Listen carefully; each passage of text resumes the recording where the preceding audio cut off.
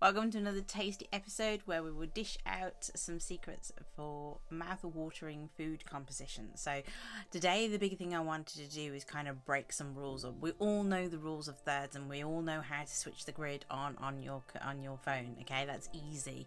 But how can we make it a little bit more interesting and kind of, let's dabble in something that's slightly more adventurous. So today we're going to be breaking all the traditional rules and we're going to unlock some creativity.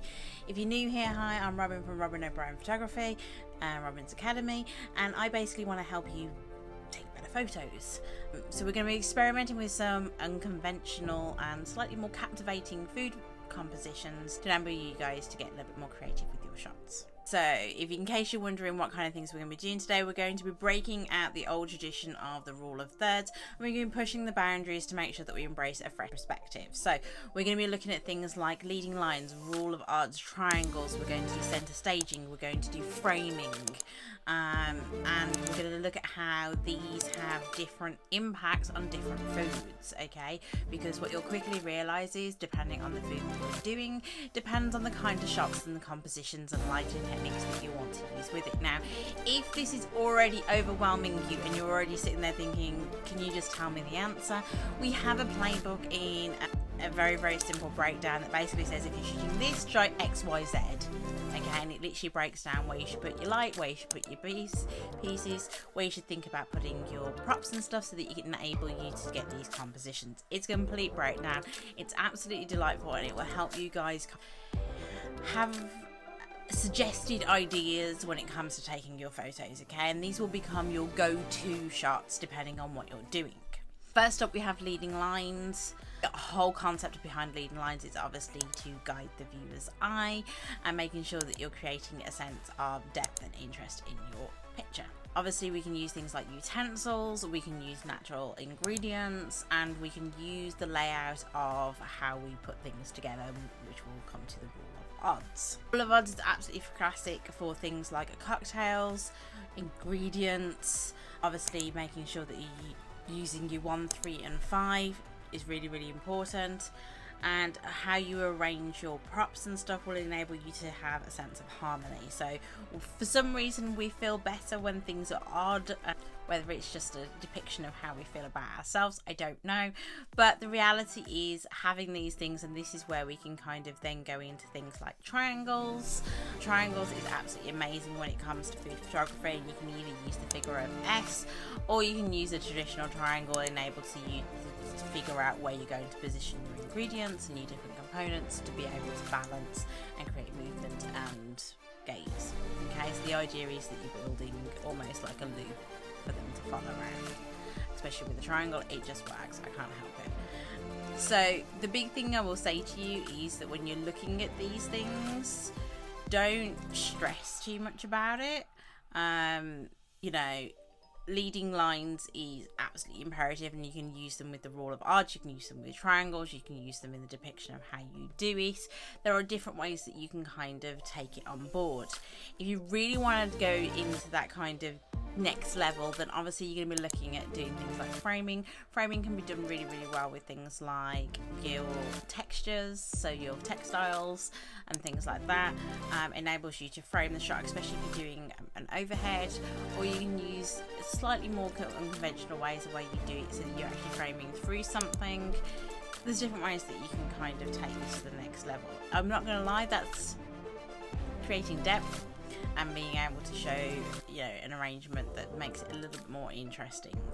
Negative space is absolute favourite for individual food ingredients. So if you have a single ingredient and you're trying to highlight it, negative space is the way to go, and it will always help you kind of balance things out with your other compositions, so just bear that in mind. Symmetry is beautiful when it comes to food photography, especially when you're looking at things like bowls and things like that. Make sure things are well centered. It gives you that sense of harmony, it just makes you feel a little bit more at ease. So that's something just to bear in mind if you're going to go down your bowl, pie, fruits, that kind of stuff. It makes life a little easier. Okay, if you want to know exactly how I achieve these, then obviously hit me up in the comments below and I'll maybe do a deep dive on one of these for you to help you guys out. And don't forget that whenever you do any of these compositions, thinking about your colour theory is really, really important. So especially when it comes to food, because balancing those things are, you got to do it properly, okay? So make sure that you balance these things correctly, place your subject maybe slightly off center. You could use the rule of thirds grid here to help you, but don't forget that if you're struggling to kind of have an idea of how to do these things and how to experiment, then using something like the Lightroom mobile overlays can really help you kind of just tighten things up and make things just right, okay? So being able to see those things as you go as well is really, really important. Don't know how to change your overlay, then obviously just make sure you check out this one, because it will help you know exactly how to change your overlay, because grids aren't the be all and end all. You'll never get me convinced otherwise.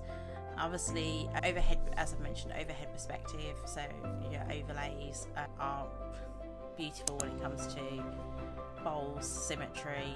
You can do obviously an S in your triangles, they're absolutely fantastic overhead too. So dabble, experiment. It's important to experiment with these things.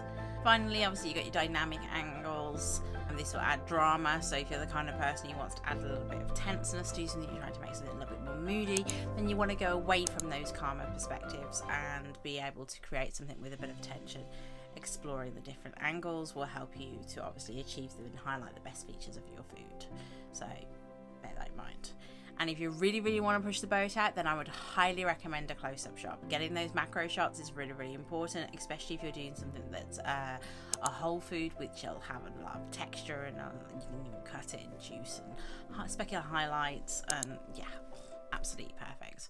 Remember that the whole point of this is that you are expressing your personality, your creativity, you're finding your style, and you should have fun doing it. So don't always just go, well, this is what I'm good at and I can do this. Do that, but then try 3 different other shots so that you can kind of see something a bit different, something a bit new, okay? Anyway, I hope that you enjoyed this. Don't forget to subscribe to our channel and hit the notification bell so that you never miss out on all of these food photography tips. Drop a comment below and let us know which one you are excited to have a go at, and even tag me into a picture so that I can see them. I'd love to see what you guys are getting up to, and until next time, happy shooting.